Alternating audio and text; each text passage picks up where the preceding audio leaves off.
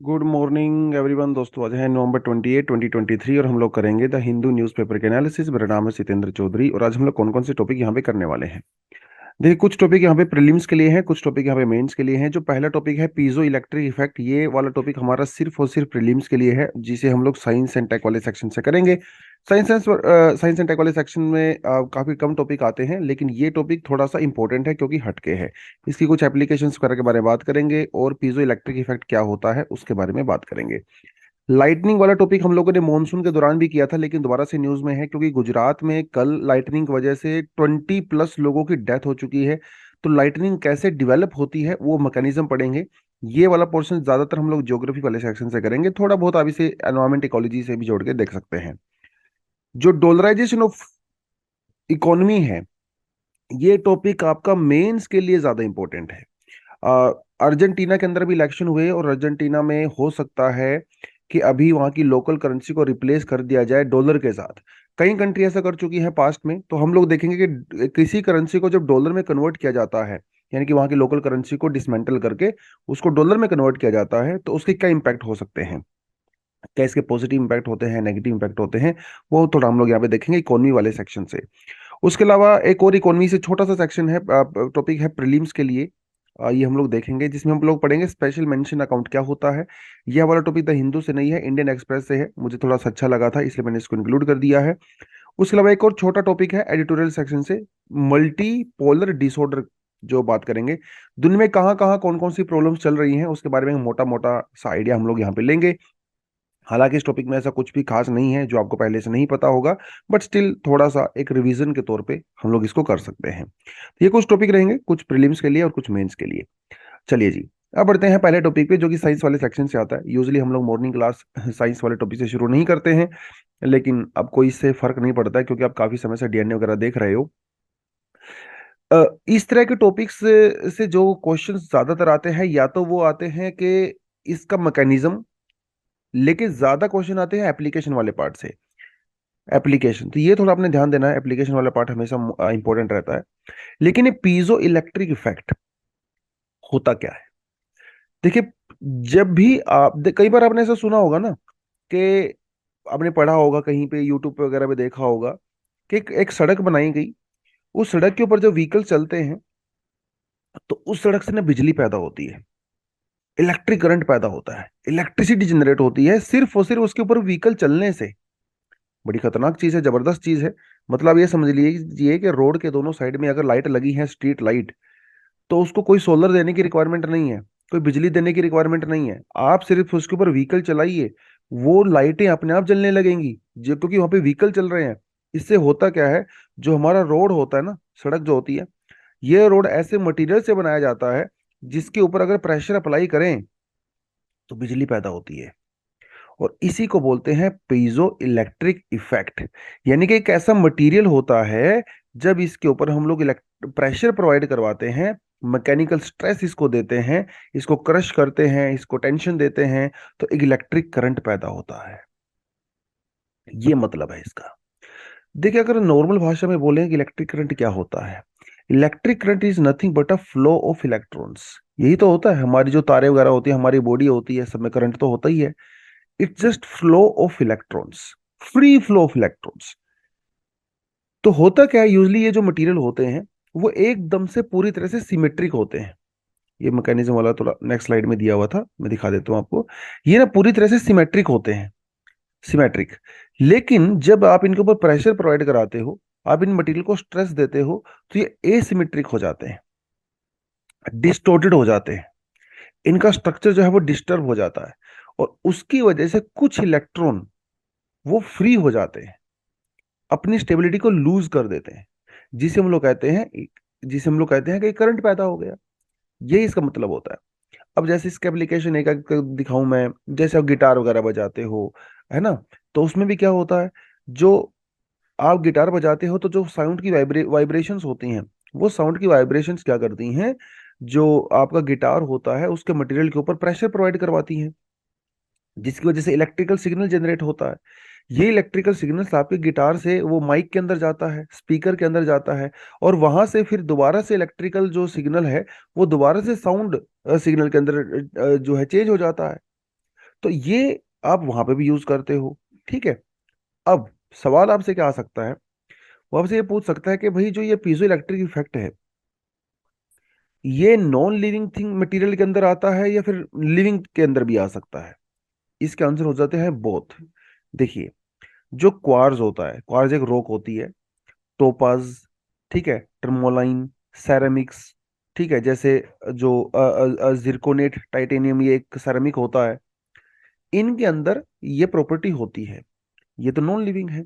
लेकिन कुछ bones, tendons जो हमारे जोड़ों वगैरह में होता है, कभी कभी आपने देखा होगा ना, आपकी कोहनी जब टकरा जाती है किसी सरफेस के साथ, तो करंट से पैदा होता है। देखा होगा कभी कभी किसी ने, है ना, कोहनी, और बहुत मेरे ख्याल से हर दूसरे तीसरे दिन कहीं ना कहीं हो ही जाता होगा।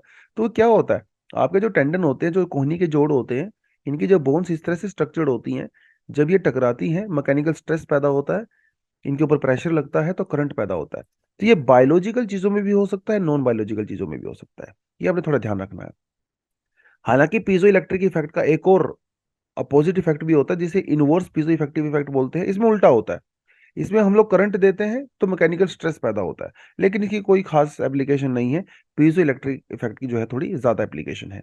बस प्रीलिम्स के लिए आपको इतना ही याद रखना है, इतनी आपके लिए सफिशिएंट है। कुछ एप्लीकेशन आप इसे दे सकते हो, प्रेशर सेंसर्स वगैरह बनाने के काम आता है, एक्सेलरोमीटर वगैरह बनाने के काम आता है, अकोस्टिक डिवाइसेज जैसे गिटार वगैरह जो आपको मैंने बताया, वहां सब पे हम लोग इन चीज़ों का यूज कर सकते हैं। तो एप्लीकेशन वाला पार्ट थोड़ा सा आप देखें, मैकेनिज्म वाला पार्ट थोड़ा सा देख सकते हैं। चलिए जी, इकोनॉमी वाले सेक्शन से इंडियन एक्सप्रेस में जो है, कल एक बढ़िया सा आर्टिकल मैं पढ़ रहा था जब, तो मैंने देखा ये स्ट्रेस्ड अनसिक्योर्ड लोन। ठीक है, ये क्या होता है? देखिए, दो वर्ड है यहाँ पे, स्ट्रेस्ड और अनसिक्योर लोन, तो आपको पता ही है। स्ट्रेस तो मतलब समझिए, क्योंकि जब यहाँ पे टेंशन होती है। टेंशन क्यों होती है? जब ये लगने लगे कि भाई ये आदमी लोन नहीं चुकाएगा, तो टेंशन होनी शुरू हो जाती है। बैंकों को भी ऐसा लगता है। बैंकों से तो बहुत सारे लोग लोन लेते हैं, अडानी अबानी, आप जैसे मेरे जैसे लोग बहुत सारे लोन लेते हैं। लेकिन जब वो पैसा नहीं चुकाते, तो बैंकों को हो जाती है टेंशन। उसे कहते हैं बैंक को स्ट्रेस हो गया है। और वो कौन सा स्ट्रेस है? अनसिक्योर लोन का है। अब देखिए, सीधी सी बात है, आप बैंक के अंदर लोन लेने जाते हो, ठीक है, आपने मान लो बैंक से जो है 10 लाख रुपए का लोन लिया। लेकिन आप मैनेजर के बैंक ऑफिस में जाके सीधा तो नहीं कहोगे, साहब ये मुझे लोन दे दो, ये मेरा आधार कार्ड है। ऐसा तो नहीं होता है। बैंक आपसे क्या करेगा? बैंक आपसे मांगेगा, भाई साहब कुछ गारंटी तो दीजिए। अगर आप कल भाग गए, पैसा आपने नहीं चुकाया, तो फिर मैं कहाँ से पैसे की रिकवरी करूंगा? गारंटी तो चाहिए ना। इसे आप गारंटी भी कह सकते हैं, इसे सिक्योरिटी भी कह सकते हैं, इसे आप कोलेटरल भी कह सकते हैं। तो बैंक आपको फ्री में लोन नहीं देगा, कुछ ना कुछ गारंटी के तौर पे रखवाएगा। आपको मान लो 10 लाख का लोन लिया है, हो सकता है कि आपके पास एक कार हो, गाड़ी आपके पास हो, है ना, जो आपने 15 लाख रुपए की ली थी। तो बैंक कहेगा कि अच्छा, इसके ऊपर मैं लोन दे दूंगा। कोई जमीन के कागज आपके हो सकते हैं। बाई चांस आप कल भाग गए, आपने पैसा नहीं चुकाया, तो कम से कम इस गाड़ी को बेच के बैंक अपने पैसे की कुछ तो रिकवरी करेगा। इसीलिए सिक्योर लोन लिया जाता है। आप अपने किसी अननोन पर्सन को या किसी को भी रिश्तेदारी में देते हैं, तो लोग क्या करते हैं, चलो ठीक है भाई, मेरे से पैसा ले लो, आप क्या करो, अपना मोबाइल फोन मेरे पास रख दो, अपनी गाड़ी रख दो, अपने जेवरात रख दो, ज्वेलरी रख दो, है ना। ये होता है कोलेट्रल। लेकिन सभी लोन बैंकों में सिक्योर लोन नहीं होते हैं। बैंकों में बहुत सारे अनसिक्योर लोन भी होते हैं, जो बैंक दे देते हैं बिना किसी सिक्योरिटी के। जैसे मान लो कोई बहुत बड़ी कंपनी है, मान लो किंगफिशर है, किंगफिशर का बहुत नाम है, उसकी स्टॉक मार्केट वैल्यू बहुत ज्यादा है ना। दुनिया भर में उसके फर्म्स लगी हुई हैं, लाखों लोग उसमें काम करते हैं, बहुत वैल्यू है। तो एक दिखता है कि हाँ भाई, ये बहुत बड़ी कंपनी है। इस केस में कई बार क्या होता है, बैंक उतना ज्यादा इस चीज के ऊपर फोकस नहीं करता है, कोलैटरल सिक्योरिटी वगैरह के ऊपर। थोड़ा बहुत ले लेता है, बाकी पैसा ऐसे ही दे देता है, फेस वैल्यू पे दे देता है। और कई बार करप्शन वगैरह भी होती है बैंकों वगैरह में, तो जो मैनेजर्स वगैरह होते हैं वो भी ऐसे पैसा लुटा देते हैं। बट मेजरली केसेस में ऐसा हो सकता है। तो सवाल यही है, 93,240 हमारे बैंकों में अनसिक्योर पड़े हुए हैं, अनसिक्योर लोन वाले हैं, जो कि स्पेशल मेंशन अकाउंट के अंदर रख दिए गए हैं। अभी क्या होगा आपको बताऊंगा। 93,240 of unsecured loan which are in the special mention account. बहुत बड़ी बात है, बहुत बड़ी बात है। हमारे यहाँ पे जो अनसिक्योर लोन टोटल है, वो है 13 लाख करोड़ बैंकों में, जिनमें से 93,000 करोड़ आपके एसएमए के अंदर है, अनसिक्योर्ड लोन। टोटल 13.32 और एसएमए के अंदर 93। अब एसएमए क्या है? Special mention account. जैसे कई बार क्या होता है ना, क्लास में बहुत सारे स्टूडेंट्स होते हैं, उनमें से दो चार स्टूडेंट ऐसे होते हैं जो बहुत शरारती होते हैं, है ना, बुली करते हैं, परेशान करते हैं टीचर को। तो प्रिंसिपल क्या कहता है टीचर को कि साहब ये जो पीछे बेंच पे तीन चार बच्चे बैठे हुए हैं ना, इनका स्पेशल ध्यान रखना है आपने। उनको स्पेशली मेंशन किया जाता है। हर क्लास में टीचर आके उनको टोकता है कि तुम खड़े हो जाओ, कान पकड़ के क्लास से बाहर चलो, है ना, बेंच के ऊपर खड़े हो जाओ। तो वो स्पेशल मेंशन स्टूडेंट है, क्योंकि वो अपने नॉर्मल सिस्टम को डिस्टर्ब कर रहे हैं। इसी तरह से हमारे पास जो बैंकों के अंदर जो लोन लिया जाता है, उसमें से कुछ लोन ऐसे हो सकते हैं जो थोड़े से डेंजर कैटेगरी में होते हैं। वो एनपीए तो नहीं बने हैं फिलहाल, लेकिन एनपीए बन सकते हैं। उन्हें कहते हैं स्पेशल मेंशन अकाउंट, मतलब वो स्ट्रेस में है। अब मान लो आपने बैंक से लोन लिया और आपको हर महीने 20,000 का ईएमआई देना है, 1 तारीख को देना है मान लो, हर महीने की। लेकिन आप उसको 1 तारीख की बजाय आप उसको 3 तारीख को देना शुरू कर दिया। अब जब आप 3 तारीख को दोगे तो बैंकों के पास पैसे सिग्नल चला जाता है कि यार ये थोड़ा गड़बड़ तो होनी शुरू हो गई है। अगले महीने आपने क्या किया, वही ईएमआई आपने 7 तारीख को दिया, सिग्नल चला गया। नेक्स्ट टाइम वही आपने क्या किया, 25 तारीख को दिया। नेक्स्ट फिर आपने क्या किया, पूरा महीना ही आप गायब हो गए। नेक्स्ट मंथ आपने ईएमआई दे दिया। तो इससे बैंक को सिग्नल चला जाता है कि ये जो जो ये एसेट है हमारा, यानी कि जो लोन हम लोगों ने दिया है, अभी इसको स्पेशल मेंशन कैटेगरी में करने की नौबत आ गई है। हालांकि अभी एनपीए नहीं हुआ है, एनपीए तो तब होता है जब वो 90 दिन 90 डे से ऊपर हो जाता है, 3 महीने से ऊपर हो जाता है, तब उसको हम लोग एनपीए बोलते हैं। लेकिन एनपीए होने से पहले भी आपका जो अकाउंट है वो स्पेशल मेंशन अकाउंट में जा सकता है। और ये 3 तरह के होते हैं, SMA 0, SMA 1 और SMA 2। SMA 0 क्या होता है, जब आप 3 दिन से ज्यादा नहीं, 30 दिन से ज्यादा नहीं होता, मतलब महीने के अंदर अंदर पैसा दे देते हो उसको। मतलब आपने 1 तारीख को नहीं दिया लेकिन 5 तारीख को दिया, 15 तारीख को दिया, तो SMA 0 कैटेगरी में चला जाता है। SMA 1 जब 31 से लेके 60 डेज में डिले करते हो, और SMA जब आप 61 से लेके 90 डेज में डिले करते हो। जब 90 डेज से ज्यादा हो जाता है तो फिर वो एनपीए में चला जाता है, नॉन परफॉर्मिंग एसेट। अब बैंक मान के चल रहा है कि भाई ये जो लोन हम लोगों ने दिया है, इससे हमारी कोई प्रॉफिट नहीं होगा, ये नॉन परफॉर्मिंग एसेट है। अगर आ गया तो भगवान की दया है, आ जाए, क्या पता वो ना भी आए, ऐसा हो सकता है। उसको भी 3 कैटेगरी में रखा गया है, एनपीए को भी। तो 90 डेज से ज्यादा अगर आप पैसा नहीं देते हो तो वो एनपीए में चला जाता है। अगर आप 90 डेज और 1 ईयर के बीच में होता है, पैसा नहीं देते हो, प्रिंसिपल या इंटरेस्ट रेट, तो सब स्टैंडर्ड कैटेगरी में चला जाता है। 1 साल से ज्यादा होता है तो वो डाउटफुल कैटेगरी में चला जाता है। उसके बाद डाउटफुल कैटेगरी में ही आरबीआई एक स्पेशल टीम बनाता है, उसकी स्टडी करता है, और बैंक को लगता है कि ये पैसा कभी आएगा नहीं तो उसे लॉस्ट एसेट की कैटेगरी में रख दिया जाता है। तो ये थोड़ा सा आपको पता होना चाहिए एसएमए वगैरह के बारे में। ठीक है जी, चलो नेक्स्ट टॉपिक पढ़ते हैं। थोड़ा सा मेरे ख्याल से स्क्रीन यहाँ पे फ्रीज हो गई है, चलिए। Lightning strikes kill 27 in Gujarat as rain batters state. तो कल बारिश हुआ, कल दिल्ली में भी बारिश हुई, कई जगह पे बारिश हुई, आपने देखा ही होगा, गुजरात में बारिश हुई, कुछ पार्ट राजस्थान में भी बारिश हुआ, अच्छा खासा बारिश हुआ है कल। लेकिन अनफॉर्चुनेटली देखिए, बेनिफिट तो हुआ है बारिश से, है ना, दिल्ली विल्ली एनसीआर के में पोल्यूशन थोड़ा कम तो हुआ है, लेकिन नुकसान भी बहुत हो गया यार। 27 लोग, 27 डेथ हो गई सिर्फ सिर्फ गुजरात में। किससे? बिजली कड़कने से, उनके ऊपर बिजली गिर गई। दाहोद में, भरूच में, तापी, सौराष्ट्र, कई जगह पे ये चीज हुई। तो ये लाइटनिंग होती कैसे, ये ना बचपन में जब हम लोग देखा करते बादल में से इस तरह से निकलती थी, बड़ा दिमाग लगता था कि यार ये होता कैसे है। एक इतनी बड़ी, हम क्रिकेट खेलते होते थे बारिश में, मुझे याद है, और हमारे क्रिकेट ग्राउंड में बिल्कुल ग्राउंड के नजदीक से बिजली कड़कती थी और ऊपर चली जाती थी। तरह तरह की कहानियां भी गांव में लोग बनाते हैं बिजली कड़कने को लेके, है ना, वो अलग कहानियां होती हैं। बट ये जब हम लोग थोड़े बड़े हुए इसके बारे में पढ़ने लगे, फिर पता चला यार ये तो कोई भगवान भगवान से लेना देना नहीं है इस चीज का, ये तो ज्योग्राफिकल फिनोमिना है। और हर किसी ने इसको देखा है। जो हमारे पास हमारा सेल होता है, इलेक्ट्रिक सेल, सबने देखा ही होगा, है ना, जो टीवी रिमोट घर में लगता है, तो ये कुछ कुछ उसी तरह का होता है। इसमें एक जगह पॉजिटिव चार्ज होता है, नेगेटिव चार्ज होता है, और इसे हम लोग क्या बोलते हैं, पोटेंशियल बोलते हैं।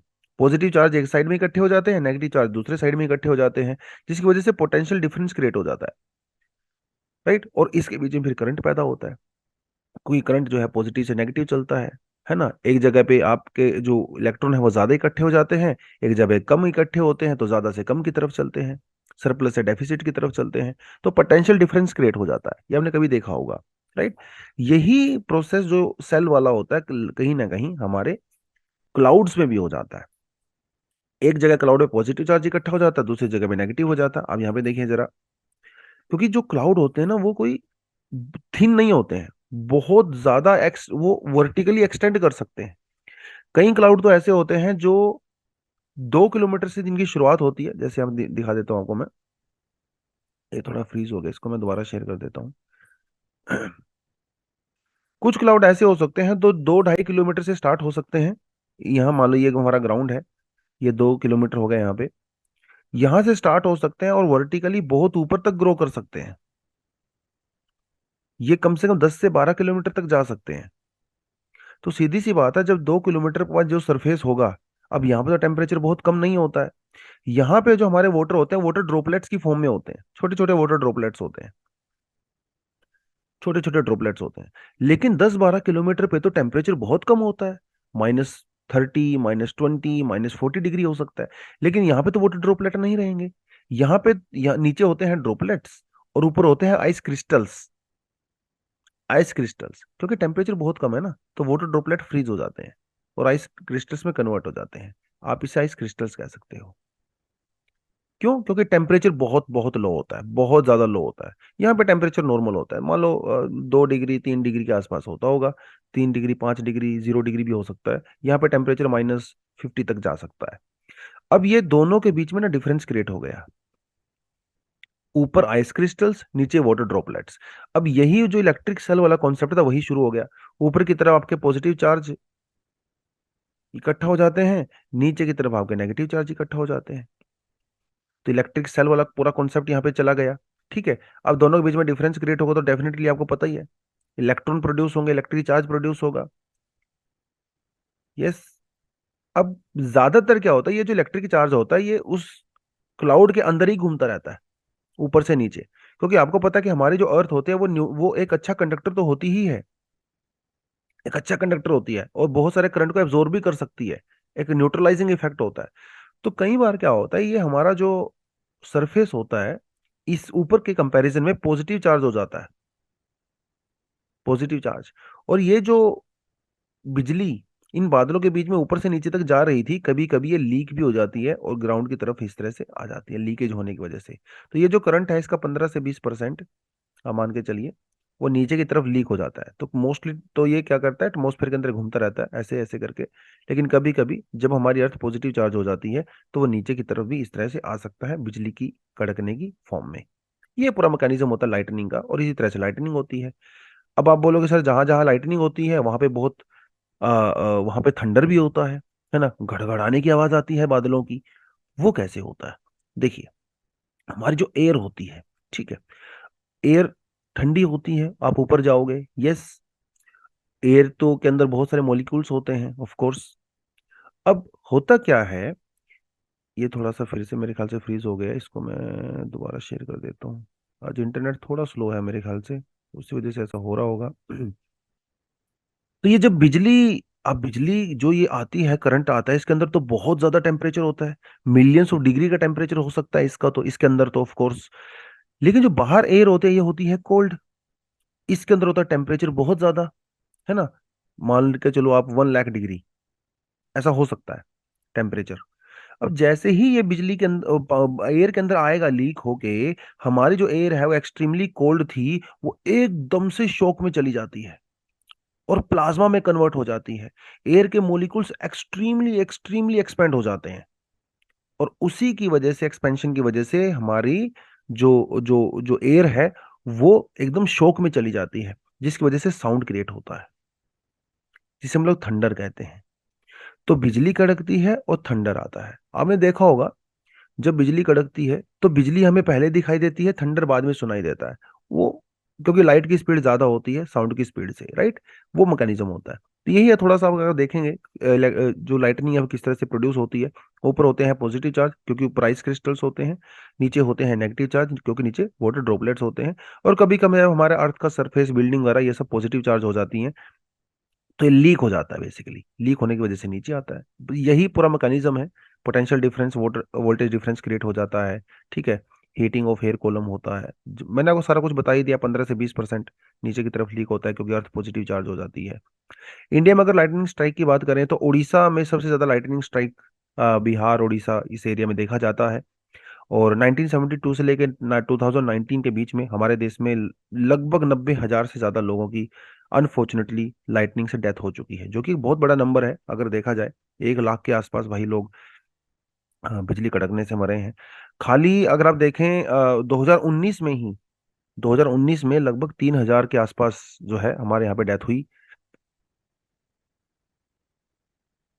इसे मैं दोबारा शेयर कर देता हूँ। There is little bit issue I think in internet. अच्छा ठीक है, can you see this? Okay. लगभग 3,000 के आसपास जो है हमारे उसमें डेथ हुई, अ, सिर्फ और सिर्फ 2019 में, जो कि बहुत बड़ा नंबर है मुझे तो लग रहा है। खैर चलिए आगे बढ़ते हैं। लाइटिंग बारे में थोड़ा बहुत आप पढ़ सकते हो, एनडीएमए की गाइडलाइंस क्या है वो थोड़ा सा आप अपने परस्पेक्टिव से देख सकते हैं, जो मैंने नोट्स के अंदर दिया हुआ, अगर आप पढ़ोगे तो आपको अच्छा लगेगा। चलिए जी, अब बात करते हैं डॉलराइजेशन। मतलब आप ये समझ के देखिए, अगर इंडियन रूपी को अगर हम लोग रिप्लेस कर दें डॉलर से, तो भाई क्या हमारे देश की सारी समस्याएं सोल्व हो जाएंगी? अगर पाकिस्तान पाकिस्तानी करेंसी को डॉलर से एक्सचेंज कर दे, वो कहेगी भैया पाकिस्तानी करेंसी खत्म, डॉलर शुरू, तो क्या पाकिस्तान की समस्याएं सोल्व हो जाएंगी? अब यही सवाल है।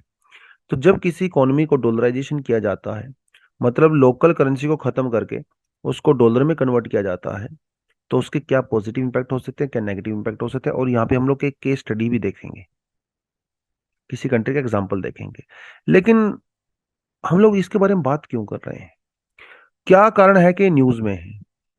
इसका कारण है अर्जेंटीना। अर्जेंटीना में अभी इलेक्शन हुए और वहां के प्रेसिडेंट चुने गए, मिस्टर जेवियर मिले। और भैया ये ना एक राइट विंग है, ठीक है। और इन्होंने अपने इलेक्शन कैंपेन के दौरान ये कहा था कि अर्जेंटीना की जो इकोनॉमी है उसका अगर बेड़ा पार लगाना है, तो आपको अर्जेंटीना की जो लोकल करेंसी को खत्म करके उसकी जगह डॉलर इंट्रोड्यूस करना पड़ेगा। क्योंकि अर्जेंटीना की इकोनॉमी बहुत खतरनाक लेवल से खराब हो चुकी है। 100% से ज्यादा इन्फ्लेशन वहां पे कवर हो चुका है। 2/3 से ज्यादा पॉपुलेशन जो है पॉवर्टी लाइन से नीचे है अर्जेंटीना में इस टाइम पे। और सेंट्रल बैंक वहाँ का फ्लॉप हो चुका है, इन्फ्लेशन हाई है, करेंसी वैल्यू खत्म हो चुकी है। तो उन्होंने कहा कि अगर इसका सोल्यूशन निकालना है तो इसका सोल्यूशन एक ही है भैया, वो है कि अर्जेंटीना इकोनॉमी को की जो करेंसी है उसको खत्म करके इंट्रोड्यूस किया जाए डॉलर को as their national currency. Dollar तो अमेरिका की करेंसी है, तो ये अर्जेंटीना की करेंसी भी बन सकती है, ऐसा उन्होंने कहा है। उनको लगता है कि भाई शायद यही इसका एक सोल्यूशन हो सकता है। अब वो सोल्यूशन होगा कि नहीं होगा वो तो टाइम बताएगा। लेकिन कई कंट्रीज जो है पास्ट में ऐसा एक्चुअली कर चुकी हैं। कौन कौन सी कंट्री कर चुकी है वो भी थोड़ा हम लोग यहाँ पे देखेंगे। चलो, अब वाई डॉलराइजेशन करना क्यों है, देखिए। सबसे बड़ा जो रीजन यहाँ पे है वो है इन्फ्लेशन। इन्फ्लेशन एक बड़ी खतरनाक चीज है। नॉर्मल इन्फ्लेशन होता है तो कोई दिक्कत नहीं, 3 4 5 3 4 5% तक वो मैनेज हो सकता है। लेकिन जब रन इन्फ्लेशन बहुत ज्यादा हो जाता है, रनवे इन्फ्लेशन हो जाता है 60%, 70%, 100%, रुकने का नाम ही नहीं ले रहा है, तो ये किसी भी इकोनॉमी के लिए बहुत खतरनाक है। रनवे इन्फ्लेशन, हाइपर इन्फ्लेशन वगैरह। क्योंकि होता क्या है, जब इन्फ्लेशन होता है ना, तो आपकी करेंसी की जो वैल्यू होती है वो खत्म हो जाती है। जैसे जैसे इन्फ्लेशन बढ़ेगा, आपकी इकोनॉमी की वैल्यू, करेंसी की वैल्यू खत्म होनी शुरू हो जाती है। चीजें महंगी होनी शुरू हो जाती हैं।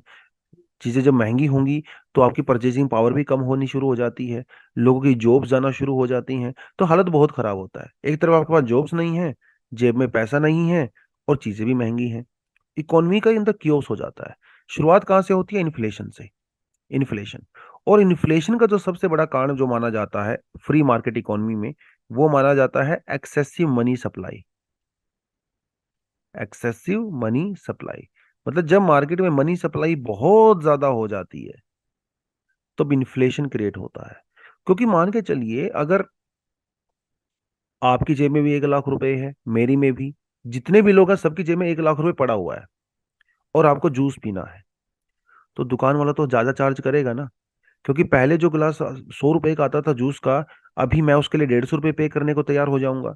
आप उसके लिए 200 रुपये पे करने को तैयार हो जाओगे। कोई और उसके लिए 500 रुपये पे करने को तैयार हो जाएगा, क्योंकि जब सबके पास पैसा होगा तो ऑब्वियसली चीजों के प्राइस बढ़ेंगे। क्योंकि पैसा ज्यादा है और किसी चीज की डिमांड भी बहुत ज्यादा है, लेकिन सप्लाई तो लिमिटेड रहती है। अनलिमिटेड सप्लाई तो नहीं हो सकती।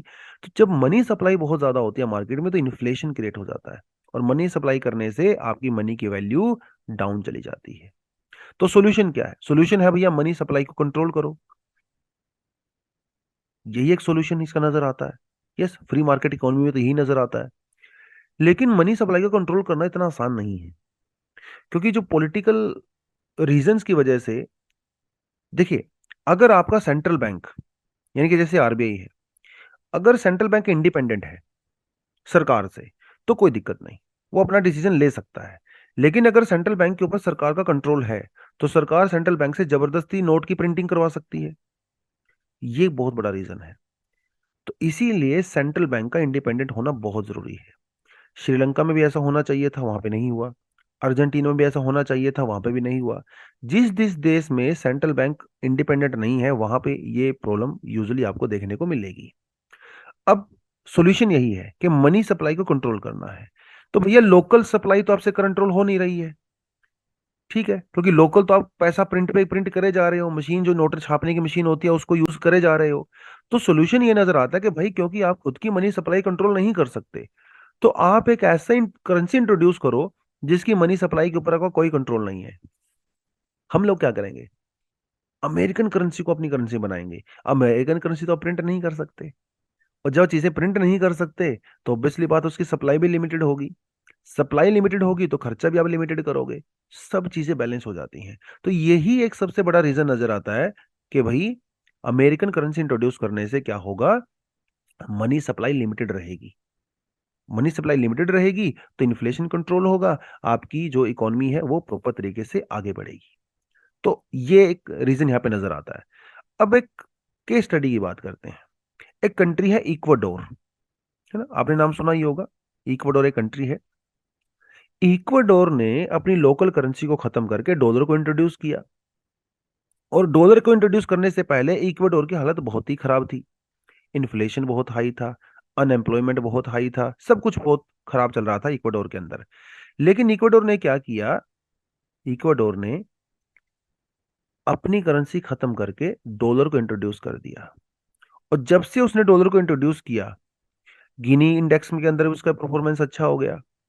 वर्ल्ड बैंक कहता है भाई उसकी जीडीपी भी ठीक ठाक ग्रो कर रही है, 4-5% के आसपास। पॉवर्टी भी जो वहां पे पहले 36% थी, वो भी 22% हो गई है।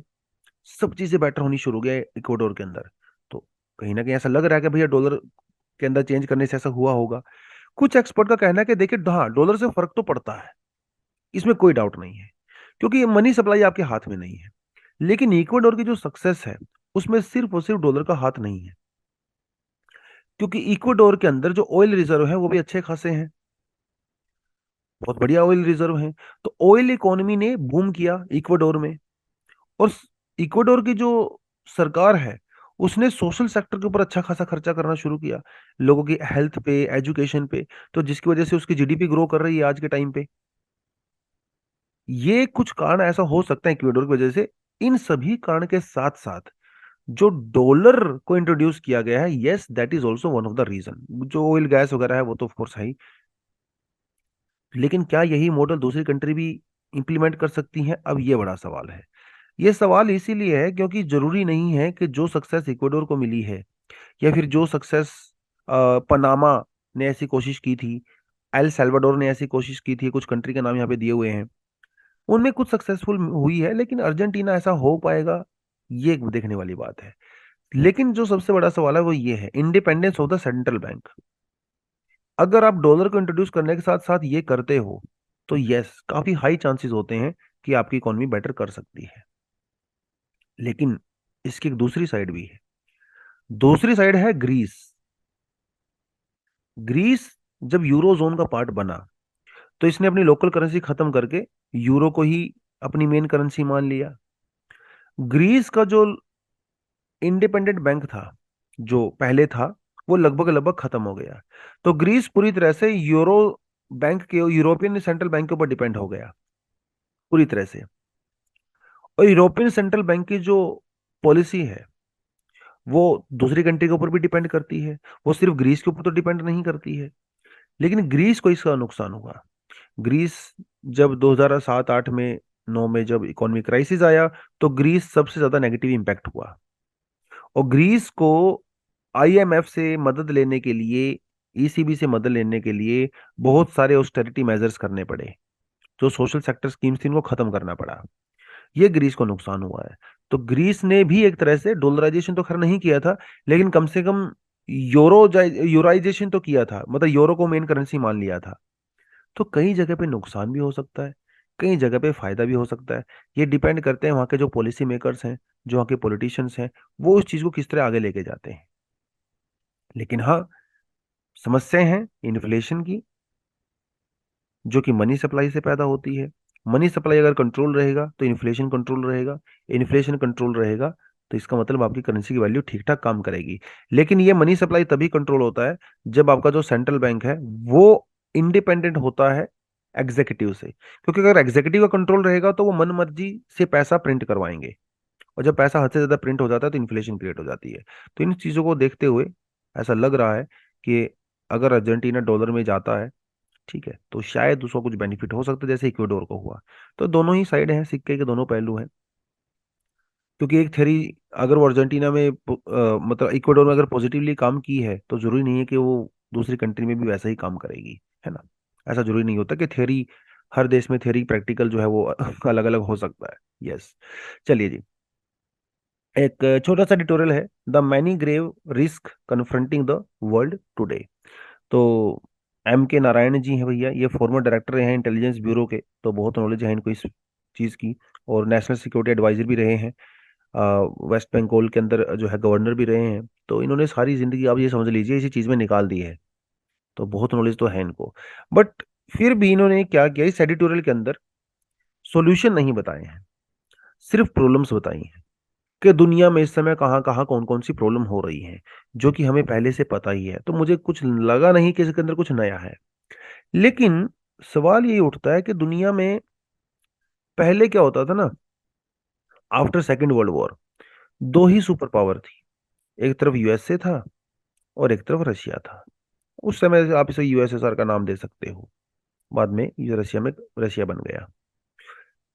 अब पहले दो पावर हुआ करते, इसे हम लोग कहते थे बाइपोलर वर्ल्ड। जब रशिया का डिसइंटीग्रेशन हुआ तो अमेरिका सुपर पावर बन गया, इसे हम लोग कहने लगे यूनिपोलर वर्ल्ड। लेकिन आज के समय में बहुत सारे पावर के सेंटर बन गए हैं। यूएसए तो खैर है ही सबसे बड़ा, रशिया को थोड़ा बहुत मान के चलिए आप। रशिया यूएसए को जो टक्कर दे रहा है वो है आपका चाइना। थोड़ा बहुत पावर शिफ्ट आप इंडिया की तरफ भी मान सकते हैं, जापान दोबारा से स्ट्रेस कर रहा है। थोड़ा उधर ऑस्ट्रेलिया की तरफ चले जाइए। यूके तो पहले से था ही, हालांकि उसकी पावर अभी इतनी नहीं रही है, बट स्टिल अभी दुनिया में कई सारे पावर सेंटर हैं। लेकिन जो मेजर बात होती है वो यूएसए और चाइना की होती है। पहले यूएसएसआर और यूएसए जो है वो दुनिया भर में कन्फ्लिक्ट के अंदर इन्वॉल्व हुआ करते थे, अलग अलग पार्टी को सपोर्ट किया करते थे। लेकिन अब चीजें जो है वो बदल गई हैं, और दुनिया भर में जो कन्फ्लिक्ट है उनका नेचर भी बदला है, उनका लोकेशन भी बदला है। तो इस आर्टिकल के अंदर बेसिकली वही बताने की कोशिश की गई है। तो अगर आप 2001 में देखें, बहुत बड़ा दुनिया में इंसिडेंट हुआ 9/11, जिसको हम लोग कहते हैं ट्विन टावर यूएसए में अटैक हुआ। इसके बाद से दुनिया भर की जो इक्वेशन है सिक्योरिटी की वो चेंज हो गई। अलकायदा ने वो पूरी तरह से चेंज कर दिया। इससे पहले जब इंडिया में टेररिस्ट अटैक होते थे या कहीं और होते थे, अमेरिका कहता था कि यार ये तो लॉ एंड ऑर्डर की प्रॉब्लम है, अपना देखो आप लोग, सिक्योरिटी इशू है आपका, लॉ एंड ऑर्डर। लेकिन जब उसके ऊपर खुद अटैक हुआ ट्विन टावर में, तो वो मान के चला कि टेररिज्म कोई लॉ एंड ऑर्डर की प्रॉब्लम नहीं है भाई, ये एक इंटरनेशनल प्रॉब्लम है जिसके ऊपर काबू पाया जाना चाहिए। और तब से लेके 21-22 साल हो गए हैं, वो लड़ाई कंटिन्यूस, कभी अफगानिस्तान में कभी इराक में कहीं ना कहीं चलती ही रहती है। राइट। फिर इस्लामिक स्टेट, आईसिस, उसका राइज हुआ, आप सबने देखा। अभी भी एग्जिस्ट करता है इस्लामिक स्टेट, अलकायदा अभी भी एग्जिस्ट करता है, पूरी तरह से खत्म नहीं हुए हैं। तो चीजें अभी बदलनी शुरू हो गई। कुछ ऐसे टेररिस्ट ग्रुप भी हैं जो आईसिस जितने तो नहीं हैं, लेकिन फिर भी बहुत बड़े हैं, जैसे लश्कर तैयबा हो गया, इंडिया में इसने 26/11 का अटैक करवाया, और ये बहुत सारे अटैक होते हैं लश्कर तैयबा से होते हैं। हालांकि इनका टारगेट सिर्फ इंडिया ही रहता है, दूसरे देशों में ये सब नहीं करते हैं लोग। लेकिन इस तरह के प्रॉब्लम तो हमारे यहाँ पे डेफिनेटली हैं ही। अफ्रीका में देखें तो बोको हरम एक बहुत बड़ा टेररिस्ट ग्रुप है। यहाँ से यूपीएससी को में क्वेश्चन भी आ चुका है। मैं आपको एक टॉपिक पहले करवा भी चुका हूँ। तो मुझे बताएं, बोको हरम कौन सी कंट्री से रिलेटेड है? कौन सी कंट्री में सबसे ज्यादा एक्टिव रहता है बोको हरम, कहाँ का ग्रुप है? और बोको हरम पहले अलकायदा से इन्फ्लुएंस था, अभी जो है ये आईसिस से इन्फ्लुएंस्ड है। हमास के ऊपर जो हमास ने जो अटैक किया इसराइल पे 7 तारीख को, वो कितना डेंजरस हुआ कि कई लोगों की डेथ हो गई, उसमें कुछ लोगों की किडनैप भी कर लिया गया। अब उसके जवाब में इसराइल ने जो गाजा के अंदर किया है, कई थाउजेंड लोग उसके अंदर मर गए, बच्चे मर गए। तो ये एक बहुत बड़ा इशू है। और हो सकता है ये जो हमास कन्फ्लिक्ट चल रहा है, ये मिडल ईस्ट के अंदर एक्सपेंड हो जाए, दूसरी कंट्री भी इसमें इन्वॉल्व हो जाए। हो सकता है इसके अंदर ईरान इन्वॉल्व हो जाए, हेजबुल्ला, जॉर्डन वगैरह, लेबनान, ये सब इन्वॉल्व हो सकते हैं। तो ये कन्फ्लिक्ट आगे बढ़ सकता है, तो एक बड़ा रूप ले सकता है। यूक्रेन के अंदर जो क्राइसिस हुआ, रशिया ने यूक्रेन के ऊपर अटैक किया, वो एक अलग मुद्दा है। ये भी बहुत बड़ा क्राइसिस है। लेकिन ज्यादातर फोकस हमारा कहाँ है? थोड़ा सा यूरोप के अंदर भी है और मिडल ईस्ट में है। लेकिन एक ग्राउंड ऐसा है इंडो पैसिफिक, जो भी थोड़ा सा पर्दे के पीछे चला गया है, लेकिन ये भी बहुत बड़ा इशू है। इंडो पैसिफिक है ना, US China conflict, Taiwan conflict, जब हम लोग साउथ चाइना सी की बात करते हैं। लेकिन यहाँ पे नेटो जैसी कोई संस्था भी नहीं है, है ना, ईस्ट एशिया के अंदर। तो वहां तो चलो मान के चले नेटो वगैरह होता है। यहाँ पे क्या है, ओकुस है और क्वाड है, और ये दोनों ही सिक्योरिटी ग्रुप्स नहीं है सच जैसे नेटो है। तो यहाँ पे इश्यूज हैं। तो आप मिडल ईस्ट में देखें, यूरोप में देखें, इंडो पैसिफिक में देखें, डिफरेंट डिफरेंट तरह के इश्यूज हैं। लेकिन ये सारे इशू सिर्फ यहीं से लिमिटेड नहीं, मिलिट्री वगैरह से रिलेटेड नहीं है। नया नया थ्रेट दुनिया में आ रहा है। Artificial intelligence, cyber threats, generative AI, deep fake. और अभी तो आर्टिफिशियल इंटेलिजेंस का यूज मिलिट्री पर्पस के लिए भी किया जा रहा है। ऐसे ऐसे रोबोट्स बनाए जा रहे हैं जो अपने आप डिसीजन लेते हैं, अपने आप ही लोगों को मार देते हैं, एनिमी को आइडेंटिफाई करके। उनका अब क्या करोगे? ये नए नए थ्रेट हैं। पॉइजनिंग, बैकडोरिंग, ये सब होता है आपके थ्रेट में। ठीक है। जो प्रिडिक्शंस की जाती हैं, मान लो आईएमडी हमारा जो है जो अपना वेदर जो इंडियन मेट्रोलॉजिकल डिपार्टमेंट है, इन्होंने मान लो प्रिडिक्ट करना है कि अगले एक हफ्ते में कहाँ कहाँ पे बारिश होगी, क्योंकि इसकी प्रिडिक्शन के हिसाब से ही किसान अपने डिसीजन लेते हैं, गवर्नमेंट अपनी पॉलिसीज बनाती हैं। अब हो सकता है ये इंडियन मेट्रोलॉजिकल डिपार्टमेंट का जो सुपर कंप्यूटर है, इसको ही हैक कर लिया जाए और इसकी प्रिडिक्शंस को चेंज कर दिया जाए, तो पूरा सिस्टम ही बर्बाद हो जाएगा। इसे पॉइजनिंग कहते हैं, इसे कहते हैं पॉइजनिंग। ठीक है। उसके अलावा जो मिस क्लासिफाइंग इनपुट है, मतलब जो आईएमडी आईएमडी क्या करता है, इनपुट ही तो लेता है ना, उसके बेसिस पे प्रोसेस करके आउटपुट देता है, प्रिडिक्शन देता है। अगर ये इनपुट के साथ ही छेड़खानी कर दी जाए, तो आउटपुट अपने आप ही जो है वो खराब हो जाएगा। इसे कहते हैं बैकडोरिंग। उसके अलावा रैंसमवेयर, फिशिंग, किसी की आइडेंटिटी चोरी कर लिया, किसी के डेटा को चोरी करके, जैसे एम्स के डेटा को चोरी करके कुछ करोड़ रुपए मांगे गए थे, रैंसमवेयर। 5.5 ट्रिलियन के लगभग डॉलर के साइबर अटैक हुए हैं। इतना नुकसान हुआ है वर्ल्ड इकोनॉमी को, बहुत बड़ा अमाउंट है ये।